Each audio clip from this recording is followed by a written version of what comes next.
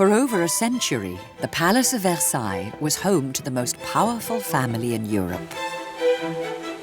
A place of artistic brilliance, lavish entertainment, passionate love affairs, and outrageous scandals.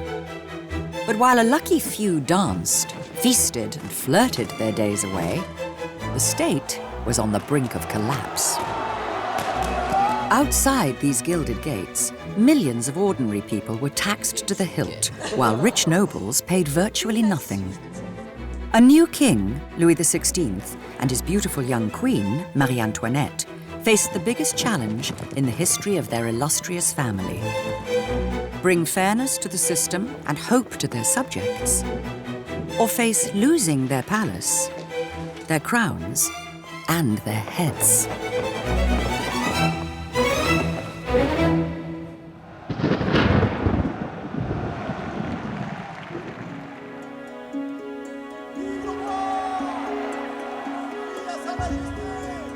In 1775, Versailles celebrated the coronation of a new king and queen. Louis XVI had lived most of his 20 years here, surrounded by courtiers and power brokers. But like his young Austrian wife, Marie Antoinette, he didn't feel ready to rule. Dieu m'est témoin que je n'ai pas voulu cela. Seigneur, protégez-nous. Nous régnons si jeunes. Despite their king's private feelings, the public had high hopes. He's young, he has a beautiful wife, so there's everything to expect from this new and hopefully glorious reign of Louis XVI.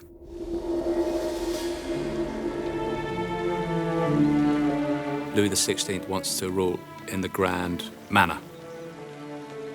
He wants to be an absolute monarch. He wants to live up to the style of Louis the Great, Louis XIV. But interestingly, he wants also to rule in a way which is popular. To be truly popular, Louis knew that he had to govern in the interest of all his people, and not just the ones he had grown up with. Sire, le projet de réaménagement complet de l'Hôtel-Dieu, ainsi que celui de la création d'un nouvel hôpital. Je contribuerai sur mes fonds propres. Et tous ceux qui n'ont pas une pierre à la place du cœur contribueront aussi. Nous voulons voir ces travaux se In keeping with the Enlightenment, he's going to be a slightly more modern king. He has ambitions to be a just and a philanthropic monarch. He calls himself Louis the Bienfaisant, Louis the Philanthropic. In fact, one of his first decisions was so modern that it quite terrified his courtiers. Sire, renoncez, je vous en supplie une dernière fois. Ne me dois-je pas de donner l'exemple? Pas s'il y va de votre vie. He had his whole family inoculated against smallpox, using a procedure that was experimental and very dangerous. That was something which, raised hairs at the time. People thought, oh, what will happen if he dies? And I think in that way, the king took the lead. He showed that he could lead with the times and move with the times. And that was a promising start to the reign. Louis and Marie Antoinette seemed happy and relaxed in public. But behind the smiles, there was a problem with the royal marriage. A big one. The marriage was, in one way, a disaster.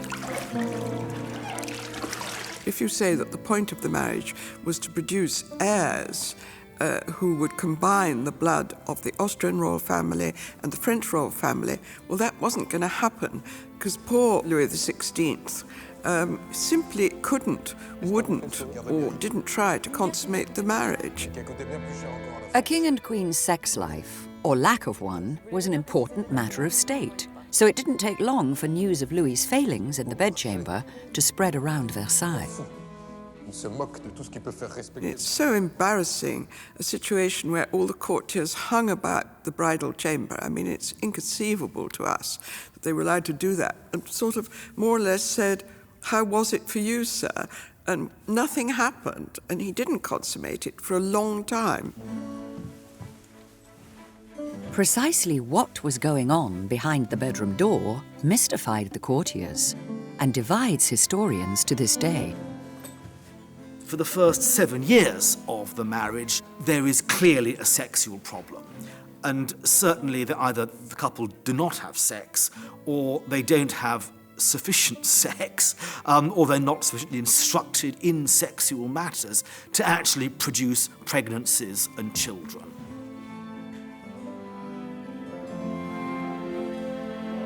Given the legendary sexual exploits of Louis XIV and XV, it's hard to believe that number 16 was such a blushing innocent. It does seem extraordinary that he wouldn't have known how to do it, but apparently he didn't. What he would do is put his penis inside the Queen's vagina, leave it there without moving for 2 minutes, and then withdraw. The Queen would leave his bed, and he would then have a happy ending on his own. But some believe it wasn't ignorance that stopped Louis from doing his royal duty, it was illness. A rare medical condition called phimosis, which meant that lovemaking was more pain than pleasure. It's possible that Louis XVI had a malformation which needed to be corrected by minor surgery before he could have full sexual relations. And at various times, an operation of circumcision was discussed to correct this. But in fact, this was found not really to be the case. Luckily, we have his hunting diary. And I went to top experts on the subject of phimosis, which is what he would have had if he needed an operation. And they assured me, when I showed them the hunting diary, which he wrote, no one who'd had an operation for phimosis without anaesthetic could possibly have gone hunting day after day after day. Without going into details, it's unthinkable. While Louis struggled to father a child with Marie Antoinette, he also had to address the problem that had blighted the final years of Louis XV's reign, the poor state of the national finances. He hired one of the sharpest minds in Europe, Anne-Robert Turgot, to advise him on the economy. Monsieur Turgot, le bien de mon peuple. Je veux que cet objectif seul guide tout entier votre action. France was a society which still lived on the margins of subsistence. Many people still had memories of the terrible famines that had killed millions at the end of the reign of Louis XIV. Je vous soutiendrai, Monsieur Turgot. Je vous soutiendrai. Turgot is an enlightened minister who has a particular sense of the importance of landed wealth and the need to tax landed wealth. Savez-vous ce que représente une telle miche de pain pour les plus pauvres des sujets du royaume? Je vous croyais en charge des finances, Monsieur Turgot. Je ne savais pas que vous étiez aussi boulanger. Les 3/4 du budget d'une famille. Turgot tried to teach the king and his ministers some lessons about life outside Versailles, like the price of bread. Louis was interested. The others, not so much. Nous allons mettre en œuvre vos réformes, Turgot. Vous ferez préparer les projets de loi. Louis XVI really does begin his reign with modernising and adventurous policies. So this is a modern, forward-looking king who would hope to reform France and to help France regain its status in the world, as well as the leading European power. Louis's enthusiasm for reform was not shared by most of his courtiers. The palace was full of powerful, landed aristocrats, many of them Louis's own relatives.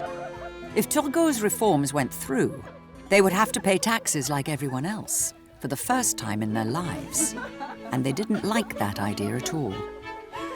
Versailles is becoming an increasingly isolated little world. Nobles who are living uselessly, spending money, relying on court pensions, utterly oblivious to the political issues in France. Comment vouliez-vous que les tiers états n'en viennent pas au coup d'éclat? Certain taxes were not paid by the nobility, notably the tie. Poll tax simply wasn't paid by anyone. Now, Louis XVI thought this was wrong and aimed to end it. Vous croyez donc invincible, Monsieur Turgot? Ce n'est pas tout, sire. But Turgot's reforms had to be accepted by France's highest law court, the Parlement. Its members, like most of Louis's own governing council, were outraged by his ideas. Mais si les parlements refusent d'enregistrer ces nouvelles lois, nous les ferons enregistrer par la force. Par la force? Vous croyez donc invincible, Monsieur Turgot? On croirait entendre un de ces philosophes dont vous êtes si proche. Opposition to Turgot's reforms came from within the council, very conservative men who felt that the sorts of things that Turgot was proposing threatened the traditional structure of society, in which nobles and clergy held a privileged position relative to the rest of society. Imposition rapporterait. Vous allez trop loin, messieurs. Nous ne pouvons nous mettre à dos tout à la fois la noblesse et le clergé. C'est assez. Je lirai et vous ferai connaître mon sentiment. And so he had, if you will, stirred up the hornet's nest of vested interest.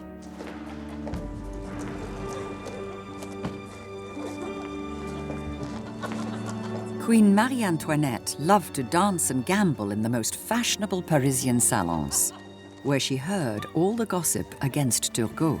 Votre nuit fut-elle bonne? La fête était magnifique, oui. Je meurs de sommeil, il me tarde de me coucher. Pour moi, je m'en vais de ce pas remettre ma vie entre les mains de Monsieur Turgot.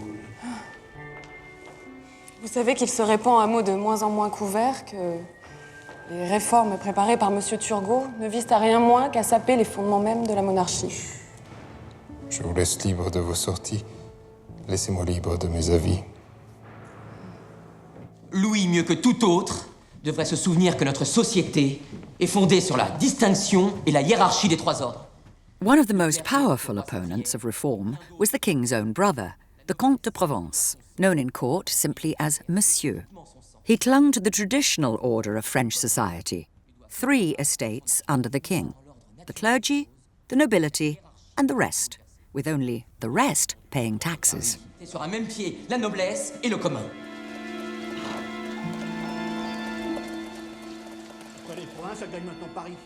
The gossip in Paris, combined with the strong vocal opposition inside Versailles, began to undermine Louis's faith in Turgot and reform. Louis XVI must not have known which way to turn because the economists are divided, and fundamentally the issue of is the French state and whether it will survive. Very momentous decisions for a young man to take. Diable d'homme de Turgot, ne prend-il donc jamais une minute de repos? He looked initially as if he was going to stand firm. However, his confidence was undermined. Louis XVI lacked the willingness to support him to the bitter end. Est-ce qu'il ne veut quand même pas un peu trop vite?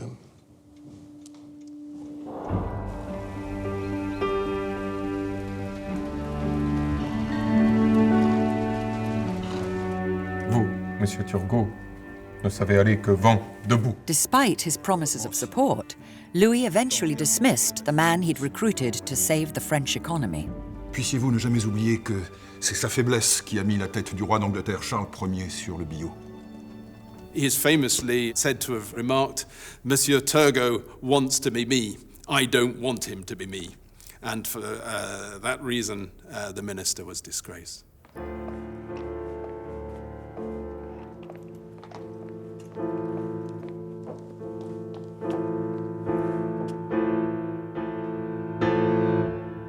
Je me garderai bien de le faire, mais le public, lui, vous demandera de vous expliquer. Je n'en ferai rien.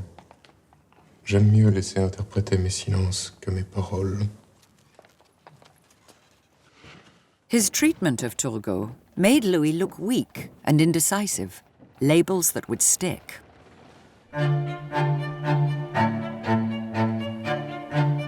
But Louis did have something to celebrate.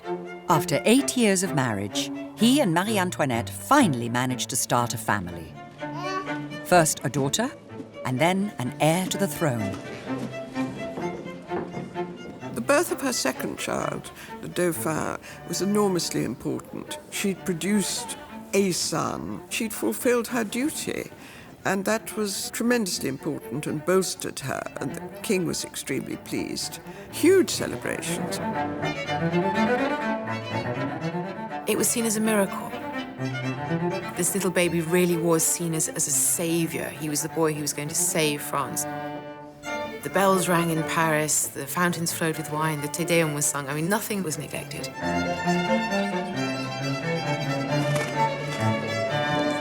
Pour le bonheur des Français. Pour répandre en nos cœurs. Félicité parfaite. Conserve au ciel le protecteur. Les jours d'Antoinette. France, tu vas renaître. Un divin rejeton descendu des cieux. Que sur un triple autel en célébrant ce jour. Nos trois divinités bienveillantes. Les Bourbons, l'Autriche et l'amour.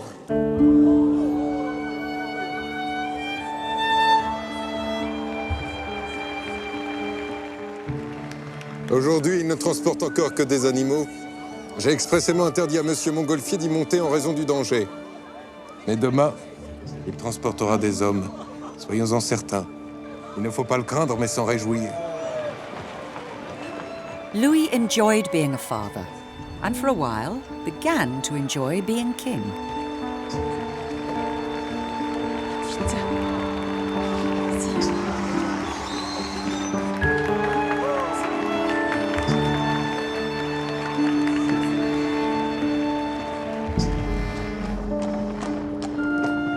But the responsibilities of government weighed upon him every day, especially the urgent need to fill the national treasury.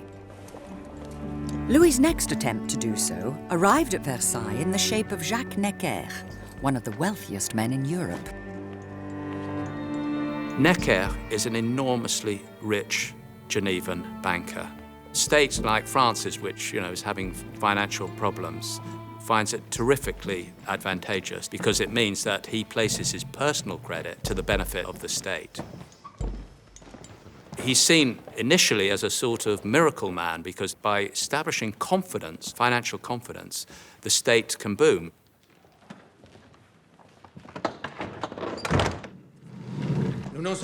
Necker arrived at an exciting time in Versailles.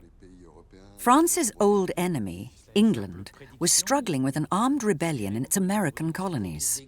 A rebellion that Louis wanted to support. C'est maintenant une véritable guerre d'indépendance que mènent les milices américaines contre les troupes anglaises.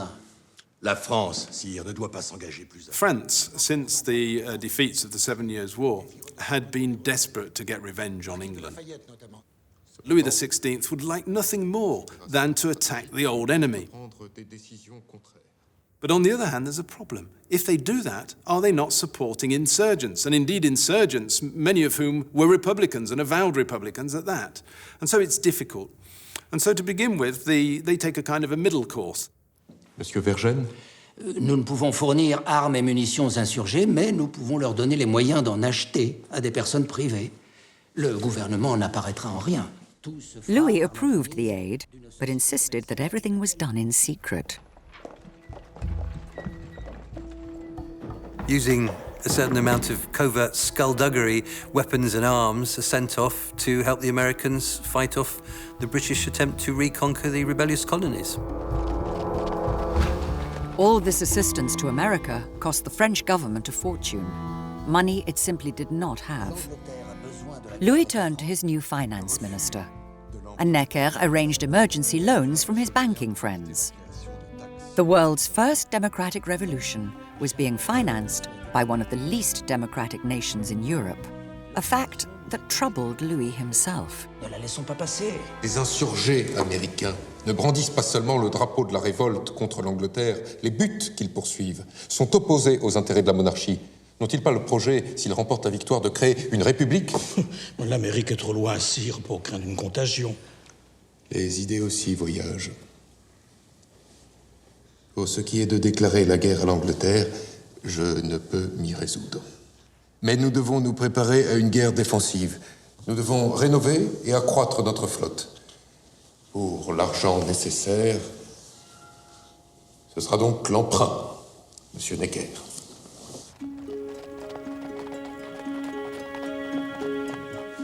After 2 years of war, Louis's investment in the American Revolution seemed to pay off when the rebels scored their first great victory at the Battle of Saratoga. He decided that the moment had come to support America publicly and go to war with Britain. Aucune sorte d'envie de recevoir ce blanc-bec.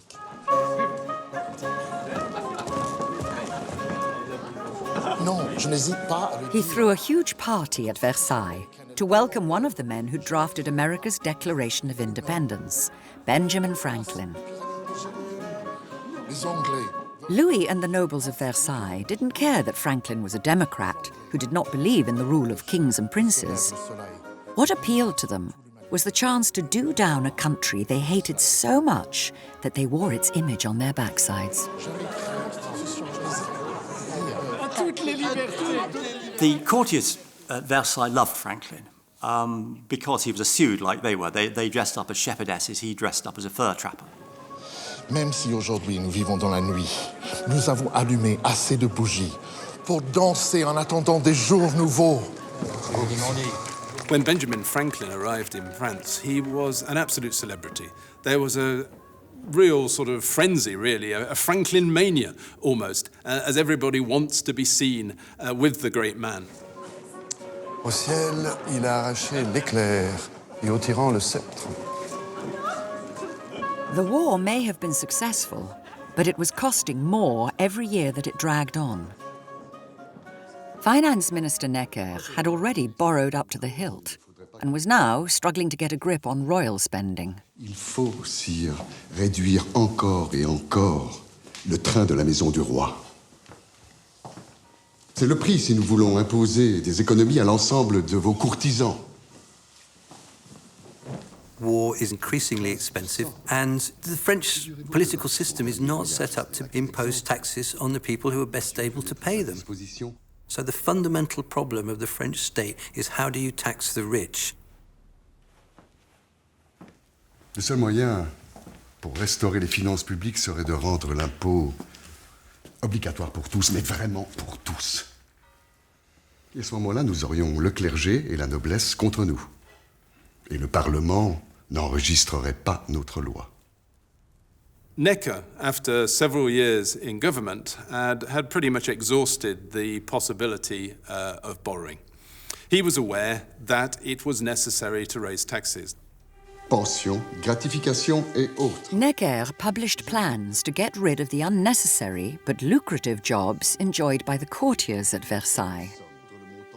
But even the suggestion of reining in the privileges of the nobles set off a familiar argument. Pas près d'arriver, Monsieur Necker. Écoutez la suite. Toute exception, toute faveur devient tôt ou tard une injustice envers la société. Comment ce bourgeois protestant ose-t-il écrire de pareilles inepties? Louis promised to back Necker all the way, just as he had with Turgot. Je n'admettrai pas une nouvelle opposition comme au temps de M. Turgot. Ceux qui y trouveront à redire, je les casserai comme verre. Si nous laissons faire Necker, la gloire de Louis XIV cédera bientôt le pas à l'anarchie la plus extrême. Puisque notre ministre se gargarise de mots, nous allons lui retourner. Je ne suis décidément pas fait pour la colère, et encore moins pour la violence. Marie-Antoinette encouraged her husband to be strong this time. But once again, he began to dither. Voilà que vous recommencez comme au départ de M. Turgot. Je ne me soucie que de vous, Louis. Puissiez-vous cette fois ne pas reculer? Louis XVI was not a decisive man by nature. He was a decent man. He was controlled more by his ministers than previous kings had been, but then he was facing a different situation. Despite his wife's advice, Louis decided that Necker had to go. The second attempt to confront the French nobility had ended just like the first one, in complete failure.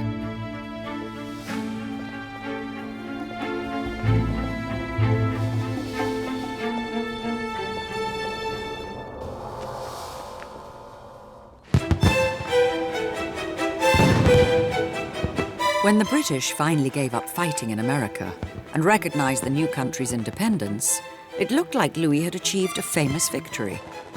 But even as Versailles celebrated, his courtiers were whispering that France was not getting what it expected from a war it had financed on borrowed money. 77 navires. Nous avons livré 77 navires aux insurgés américains.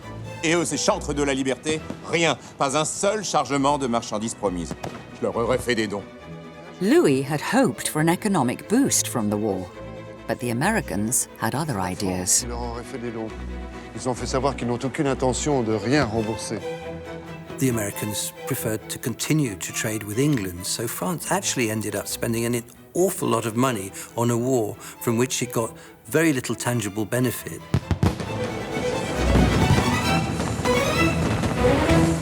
Turgot, the ex-minister of finances, says the first gunshot will drive the state to bankruptcy. Well, he's wrong, but he's only wrong by a few years because the impact of that war on French finances is absolutely terrible.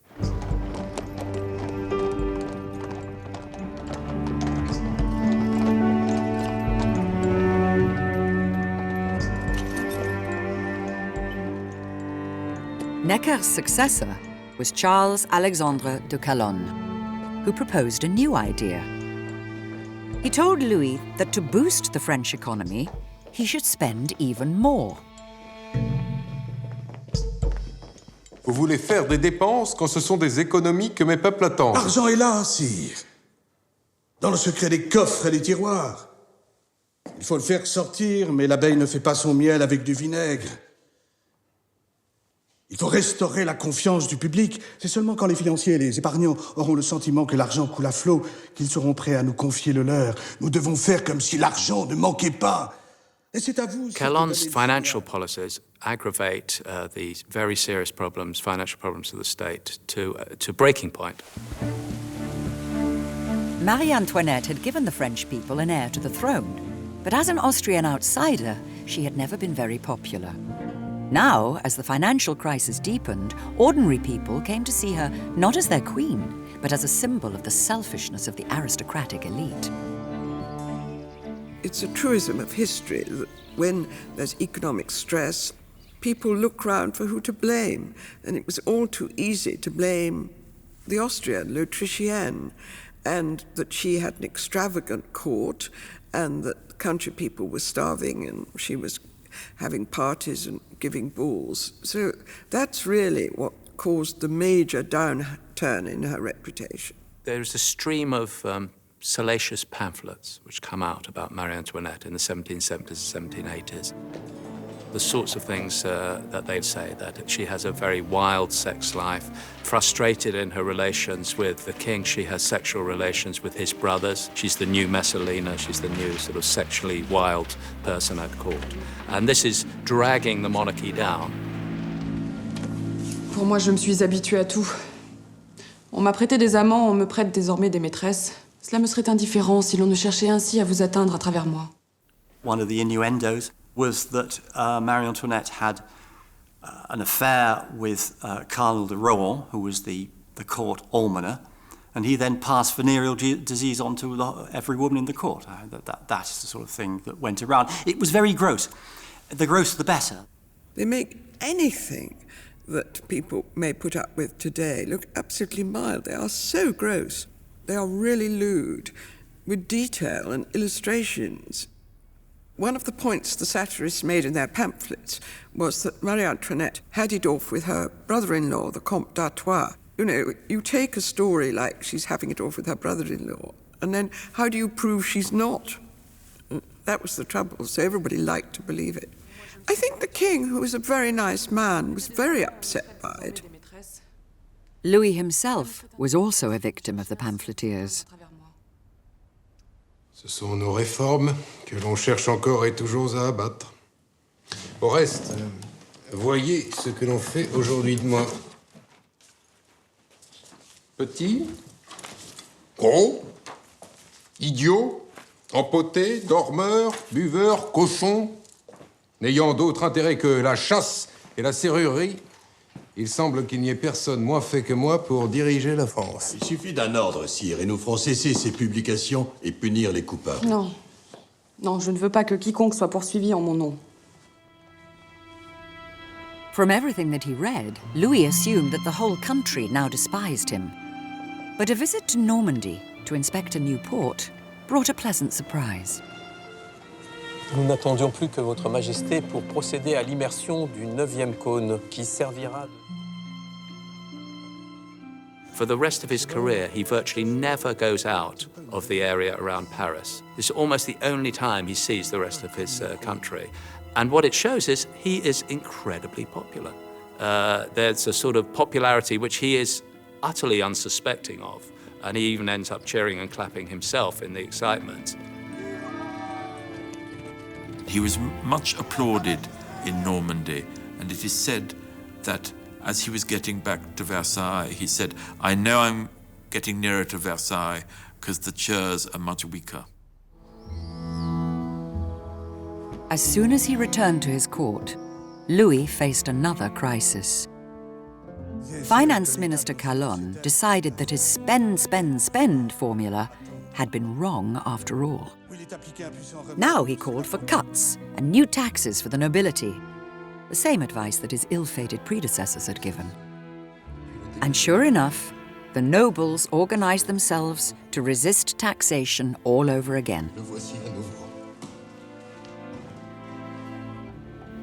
1787 and 1788 will be characterized by a state that's desperate for financial reform to get out of the situation of bankruptcy which is staring it in the face. Vous nous entraînez dans la dépense pour ensuite adopter la politique de Necker ou de Turgot. C'est que ces réformes que le bon sens commande sont indispensables à votre royaume, sire. Louis believed that Calonne's medicine could save France, but doubted if the patient would ever be prepared to swallow it. Vous connaissiez la violence des oppositions que nous allions lever contre un tel plan.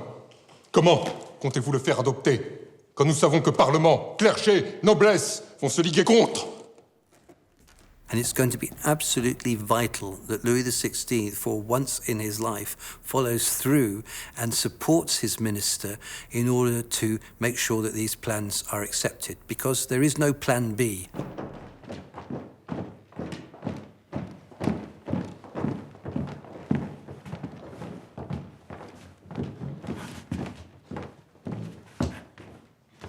Messieurs, l'opposition réitérée des parlements à tous nos projets de réforme m'a déterminé à suivre les conseils de M. Calonne. Je suis résolu de convoquer le plus rapidement possible l'Assemblée des notables. The Assembly of Notables included all the most powerful figures in Louis's realm. They had the authority to see that Calonne's reforms became the law of the land.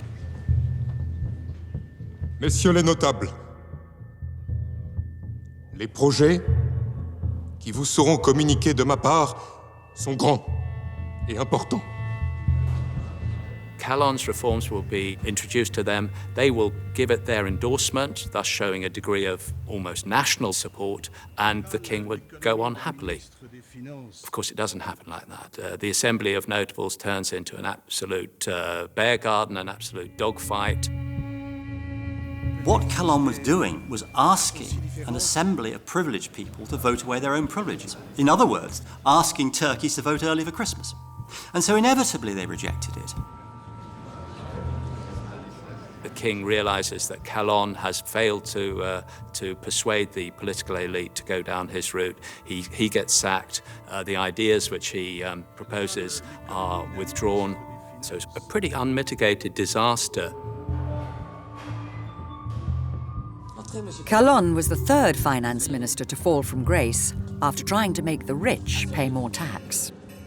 And the third that Louis had supported, only to sack. Trapped between economic disaster and the implacable opponents of change all around him, the king couldn't cope anymore.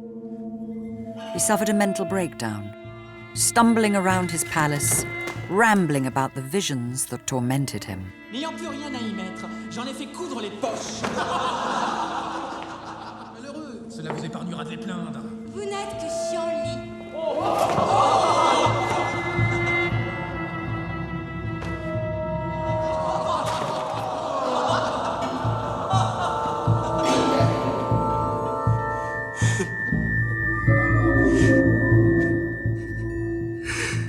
Just as his grandfather, Louis XV, was subject to melancholia and depression, Louis XVI seems to enter into a period of really quite deep depression.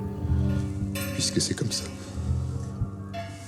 The failure of the Assembly of Notables seems to have affected Louis XVI very badly. Des réformes nécessaires à soulager le peuple. He's unable to manage the court and to manage the political situation in a way that he has to do as a king, because he is at the pinnacle of a system which is itself in crisis. Je vais faire connaître au public nos véritables intentions. In some respect, from this moment, he lost the control.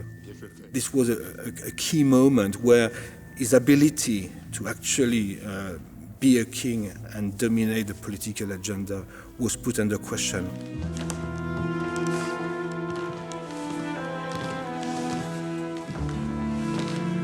Est-ce bien le moment? Je suis désormais comme un équilibriste sur sa corde raide. Si je fais un pas à gauche, je tombe. Un pas à droite, je tombe aussi. Louis, c'est à vous de prendre les mesures. C'est à vous d'imposer vos vues. After the notables, Louis XVI exhibits the qualities that have gone down the Louis of history. You know, tearful, uxorious, reliant on Marie Antoinette, kindly, indecisive, all that. And there are lapses of reason, which are very unfortunate for the people who have to be with him.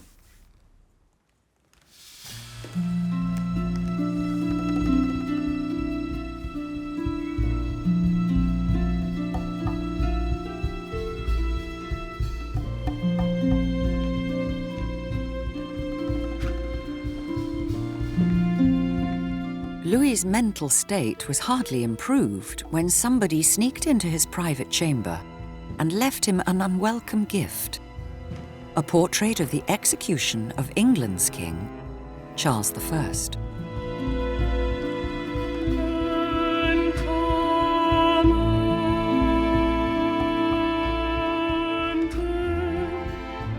Louis XVI was dominated by the life of Charles I, who was his direct ancestor.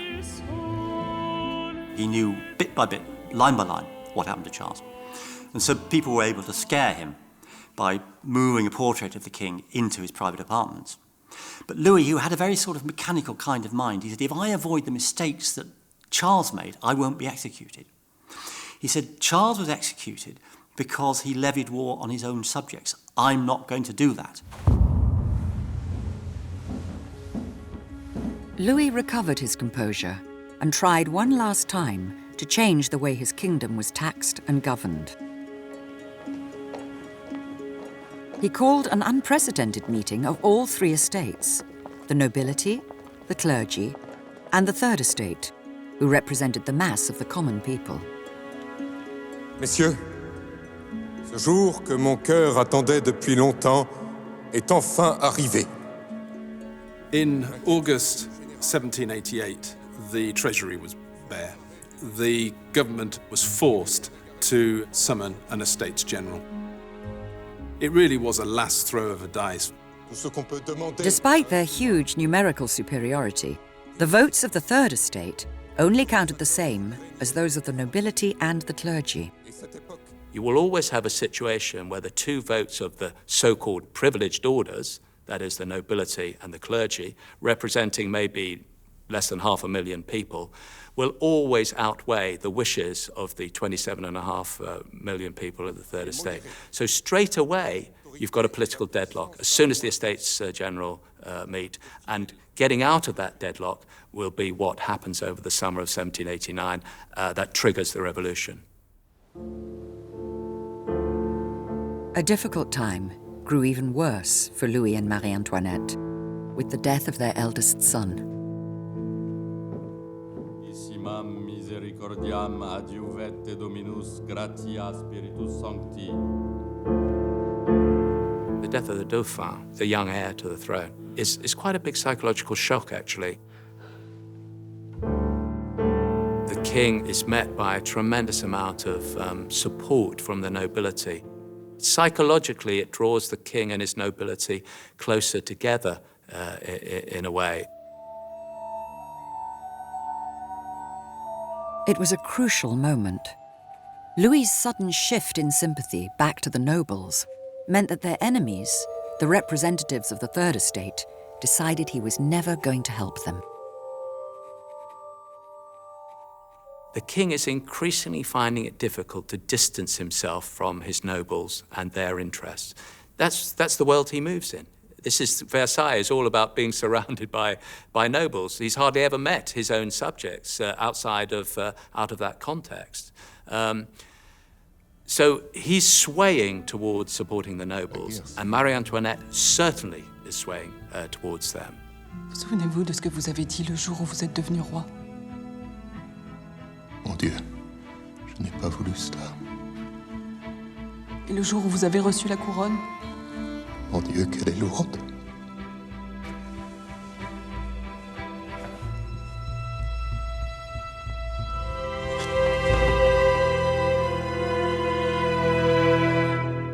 With negotiations at the Estates General still hopelessly bogged down, the Third Estate sent a group to Versailles to ask for Louis's help.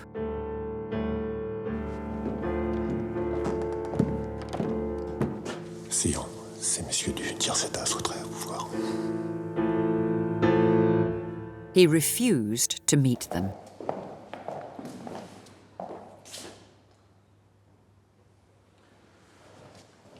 It was the final straw.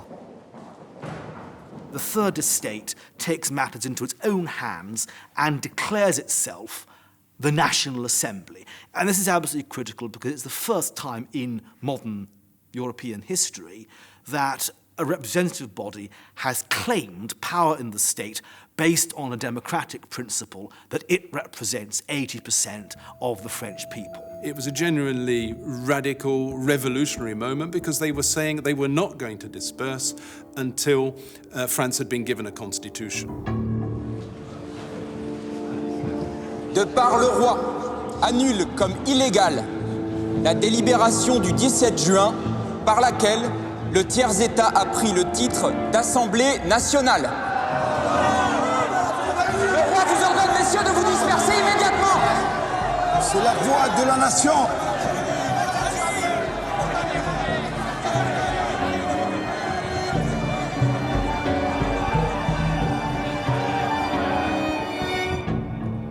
Faced with the crumbling of the structure of the old Estates General, Louis XVI decided finally that he would resort to force.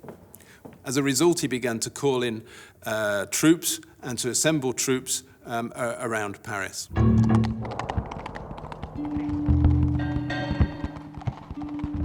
The whole business was botched. The Parisians, panicked by rapidly rising food prices, decided to defend themselves. As a result, they attacked the Bastille to get the powder. Fusil volé, la prison de la Bastille prise d'assaut, le gouverneur assassiné, sa tête portée sur une pique dans tout Paris. Et vous avez laissé le roi dans l'ignorance? Louis was woken in the middle of the night with the news that his people had finally taken up arms against the authorities. Louis XVI had a choice. Faites réveiller ceux qui dorment. Je veux tout le monde au conseil. He could have tried to face down the people of Paris and the National Assembly by force of arms. In other words, he could have risked civil war. If there is one thing that is clear about Louis XVI, is that he refused to take that path. He would not fight or raise his standard against his own people. He knew his English history. He knew what had happened to Charles I. He had no intention of repeating it. Louis may not have wanted to go to war with his own people, but many of them now wanted to go to war with him.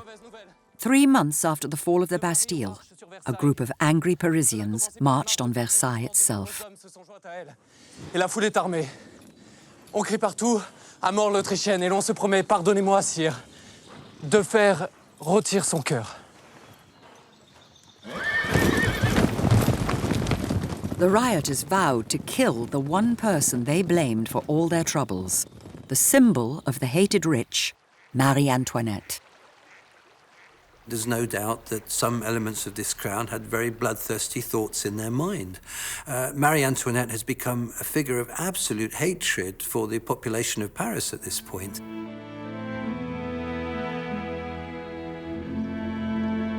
Marie Antoinette was the main target because she's been the main target for many years now.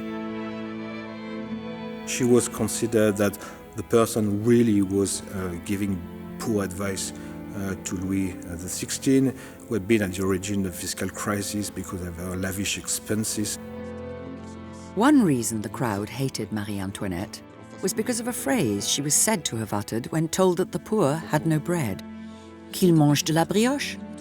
Let them eat cake. Marie Antoinette never said, let them eat cake, and she never could have said it. She was brought up in the philanthropic court of Austria, where her mother, Maria Theresa, sort of told them to go around giving soup and bread to old women in farmers' cottages. And it was inconceivable. She would have given the brioche. She was much more like the late Princess Diana, you know. She would have performed a gesture like that. So she could never have said it. Whoever said what or when, the revolutionaries were after the Queen's blood and were soon breaking down the palace gates. They broke in the early morning and they tried to climb in the room of Marie Antoinette. One of her bodyguards is killed actually defending the entrance to her chamber in the palace, massacred there and then. Marie Antoinette only escapes by a rapid exit into the king's chamber.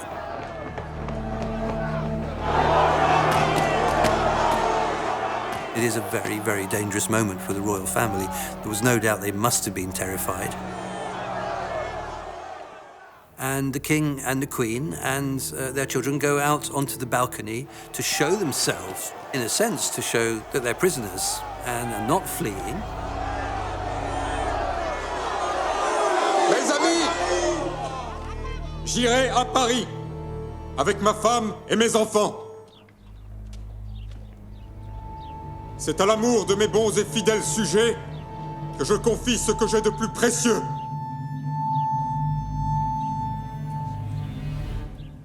It must have been an absolutely terrifying moment for the king, the queen, and their children, because the crowd is fearsome. They're not used to coming into contact with people like this.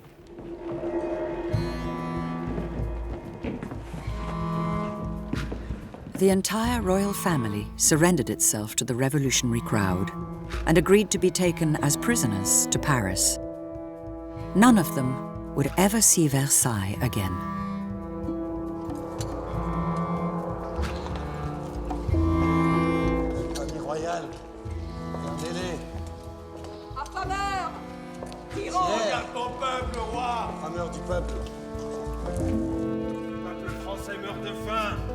They were taken back as the baker, the baker's wife, and the baker's son, in reference to the grain and bread crisis that had triggered this.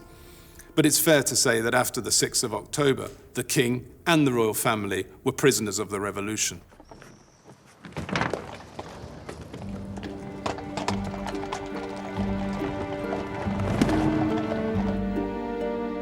Louis had tried and failed to change his kingdom. Now he would pay the price. Both he and Marie Antoinette would die under the blade of the guillotine.